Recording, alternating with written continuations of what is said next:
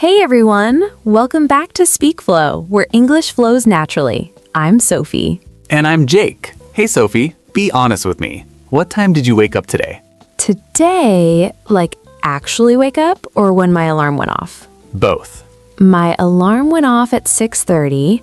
I actually got out of bed at 7:15, maybe 7:20. 45 minutes. What were you doing for 45 minutes? You know what I was doing. The same thing everyone does. Looking at my phone, scrolling, telling myself, okay, 5 more minutes, and then 20 minutes later, I'm watching a video about how to organize a closet. I don't even need to organize my closet. See, I feel less guilty now because I always think I'm the only one who does that. My alarm goes off at 7 and I don't get out of bed until 7:30. And Buddy is just sitting there staring at me like, are we doing this or not? Buddy is your alarm clock. He really is, because at some point he starts whining and then I have to get up or he'll start barking. And my neighbors already think I'm a terrible dog owner because of the garden situation. The holes? The holes. We're not talking about the holes. Okay, so you get up at 7:30 because Buddy forces you. Then what? Then I take Buddy outside. Just a quick walk, like 10 minutes. He does his thing, we come back, and then I make coffee. And this is the part of my morning I really care about. Like everything else is negotiable. I can skip breakfast, I can skip the shower. Not proud of that, but I cannot skip coffee. You skip showers? I work from home. Who am I trying to impress? Buddy? Buddy deserves better, Jake. Buddy licks his own feet. His standards are not high. But yeah, coffee first. Always coffee first. I have this routine where I grind the beans, I heat the water, I do the whole pour over thing. It takes like 8 minutes. And those 8 minutes are the most peaceful part of my day. That's actually really nice. I just press a button on my machine and it's done in 30 seconds. Very romantic. Different philosophies. What about you? After you finally escape your phone and get out of bed, what's your morning? Okay, so I get up, eventually. I go to the bathroom, I take a shower. I need a shower to wake up. If I don't shower in the morning, I feel like a ghost all day, like I'm not really alive yet. That's dramatic. It's true. And then I get dressed, and this is where things get embarrassing, because I spend way too long choosing clothes. Like, I work in marketing. Nobody cares what I wear, but I still stand in front of my closet for 15 minutes going, no, no. Maybe no. This again? No. 15 minutes? Sometimes more. My sister Emma once timed me. She was staying at my place and she sat on my bed and timed me. 17 minutes. She was so annoyed because we were late for brunch. 17 minutes to choose clothes for brunch? Okay, when you say it like that, it sounds bad. But also, it was brunch. You have to look good for brunch. That's the whole point of brunch. I thought the point of brunch was pancakes. It's both, Jake. It's both. Anyway, after the clothes crisis, I have breakfast. Usually yogurt and fruit. And coffee, obviously. I feed Mia too. She gets her breakfast at the same time, and she's very serious about it. If I'm 1 minute late, she sits next to her bowl and stares at me. She learned that from Buddy. Animals are all the same. Feed me now. Then I check my email, maybe look at my calendar for the day, and I leave for work around 8:30. How do you get to work? I take the bus. It's about 30 minutes. And honestly, that's my favorite time to listen to podcasts. I put my headphones in and just disappear for 30 minutes. It's like my private time before the day starts. That's nice. I don't have a commute. I literally walk from my bedroom to my desk. It takes 12 seconds. I timed it once. 12 seconds. I'm jealous. But also, don't you miss having that separation? Like the commute kind of tells your brain, okay, now we're in work mode. Honestly, yeah, that's the hardest part about working from home. There's no line between home Jake and work Jake. Sometimes I'm in a meeting and Buddy puts his toy on my foot, and I'm like, am I working or am I at home? Both? Neither? The blur. The blur is real, but I've gotten better at it. I start work at 9. I sit down, I open my laptop, I check my emails, and I try to do the hard stuff first. the design work that needs focus, because by the afternoon, my brain is tired and I can only do the easy stuff. Oh, that's interesting. I'm the opposite. I'm useless in the morning. My brain doesn't really start working until like 11. So I do meetings and emails in the morning and save the creative work for the afternoon. Really? So you're not a morning person? Not at all. I want to be. I've tried so many times. This week, I'm waking up at 6 and doing yoga and journaling, and by Wednesday, I'm back to snoozing my alarm for 45 minutes.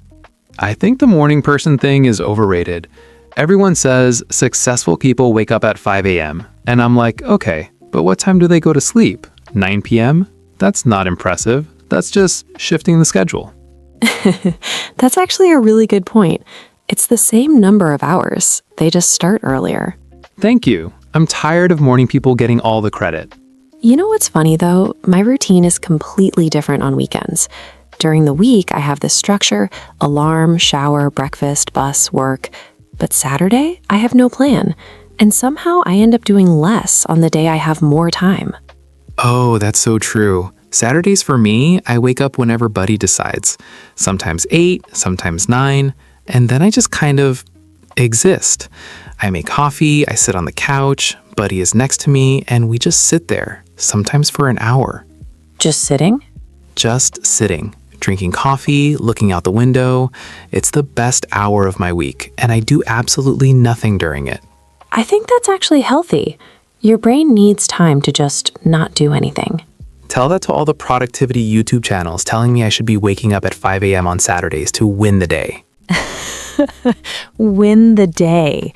Win it at what? I don't know, but I'm losing apparently because my Saturday morning routine is sitting with a dog. I think you're winning. But yeah, routines are weird because we feel so guilty about them. Like, I know my morning routine is fine. I wake up, I shower, I eat, I go to work. That's a perfectly normal day. But then I see someone online talking about their morning, and it's like, I wake up at 5, I meditate for 20 minutes, I do cold water therapy, I write in my gratitude journal. Cold water therapy. You mean a cold shower? They're calling it therapy now? Apparently. And I know that's just social media. I know most people don't actually do all that. But it still makes me feel like my routine isn't good enough. That's the comparison trap. You compare your real routine to someone else's ideal routine, and your real routine always loses. And the thing is, when someone asks you, what's your daily routine? You never tell them the real version. You tell them the good version. You say, I wake up, I exercise, I have a healthy breakfast. You don't say, I snooze my alarm for 45 minutes while watching closet organization videos. I spend 17 minutes choosing clothes for brunch. Nobody puts that in their routine video. Right. And honestly, that's something I've been thinking about a lot lately. This gap between the routine you have and the routine you think you should have. And I think the secret is just be honest about it. Your routine is your routine. If it gets you through the day and you're okay at the end of it, that's enough. I like that. It doesn't have to be perfect to be good. And that includes your English practice, by the way. Your routine doesn't need to include 2 hours of studying. Even 5 minutes on the bus or while you're making coffee, that counts. 5 minutes with coffee. That's doable. Okay, what about lunch? What do you do for lunch? We should talk about yours first, because I have a feeling mine is more normal. Okay, this is where I'm going to be honest and people might judge me. Oh no. Most days, I eat lunch at my desk while working. I just make a sandwich or heat up leftovers and eat while I'm looking at my screen. Jake, that's so sad. I know, but it just happens. I get into something and then I realize it's 2 p.m. and I haven't eaten, so I just grab something quick. I used to do that too, but then my coworker Anna, she's from Italy, she was horrified. She was like, Sophie, you eat at your desk? In Italy, lunch is sacred. And she kind of shamed me into taking a real break. Italian lunch shaming. I need that in my life. It actually helped. Now I try to eat in the break room or go outside if the weather is nice, even just 20 minutes away from my screen, and I come back and I actually feel more focused. Maybe I should try that. But then Buddy would want to come, and then it's not a lunch break, it's a dog walk. and then the 20 minutes becomes 45. That's still better than eating a sandwich while staring at Photoshop. Fair point. What about after work? What's your evening like? So I usually get home around 6:30, and the first thing I do, and I mean the first thing, is change my clothes. I put on sweatpants and an old t-shirt. And the second those sweatpants go on, my brain goes, okay, we're done. Work is over. The sweatpants signal. I have that too, except mine is taking my shoes off. The second my shoes come off, I am no longer a professional. I am just a man on a couch. I am just a man on a couch. That should be your bio. It's accurate. But then I take Buddy for a proper walk. The morning one is short, but the evening one is like 30 or 40 minutes. And that's actually the best part of my day. Just me and Buddy, no phone, no emails, just walking. That sounds really nice. I don't have that. Mia doesn't go on walks. Mia goes on naps. Mia goes from one napping spot to another napping spot. That's her commute. Mia's daily routine is just a map of sleeping locations. Couch, bed, windowsill, repeat. She's living her best life, honestly. I'm jealous. After I change into sweatpants, I usually cook dinner. Or I try to cook dinner. Some days I'm too tired and I just order food. Last Tuesday, I ordered a pizza at like 7 p.m. and I ate it on the couch watching a cooking show, which felt very ironic. Watching someone else cook while eating delivery pizza. That's peak modern life. It really is. And you know what? Those lazy evenings used to make me feel so guilty, like I should be doing something productive. Going to the gym, learning something, meal prepping. But honestly, sometimes you just need to sit on the couch with pizza and watch TV. And that's fine. I think people put way too much pressure on their evenings. You worked all day. You're allowed to do nothing. Right? Your routine doesn't need to be Instagram perfect. Most days, my routine is come home, sweatpants, feed the cat, eat something, watch something, go to bed.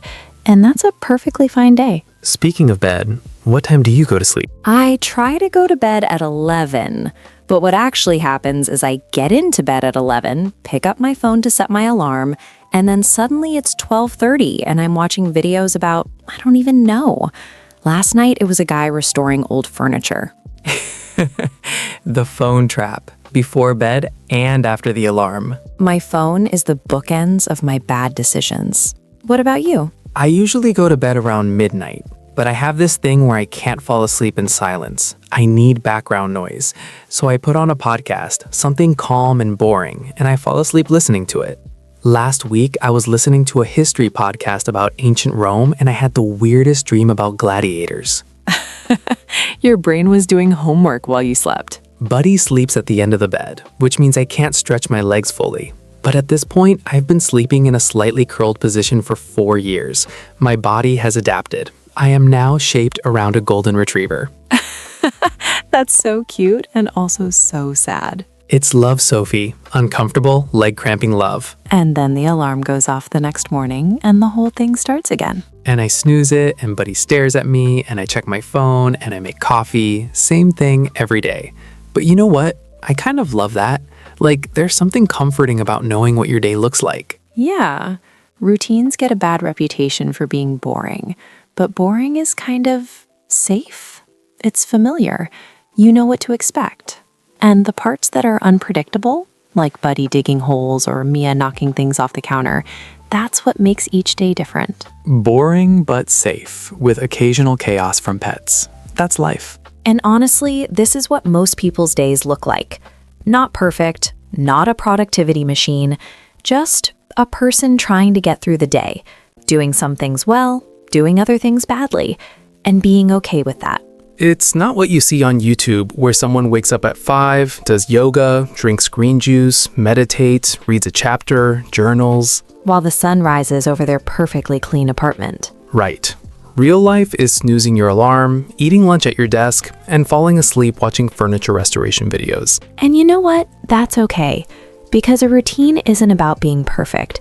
It's about having a life that works for you, even if it's messy. Even if it involves closet organization videos at 7 a.m. I told you, I don't even need to organize my closet. All right, everyone. Thank you so much for being here today. Subscribe if you haven't. It really helps us. And give this a like if any of this sounded like your day too. I bet it did. We want to hear from you in the comments. Tell us one thing from your daily routine that you think is weird, or funny, or embarrassing. We all have something. Jake eats lunch at his desk. I spend 17 minutes choosing clothes. What's yours? No judgment, only solidarity. We read everything. All right. Thanks for spending time with us. Keep being you. Routines don't have to be perfect. See you in the next one. Bye, everyone. Bye-bye.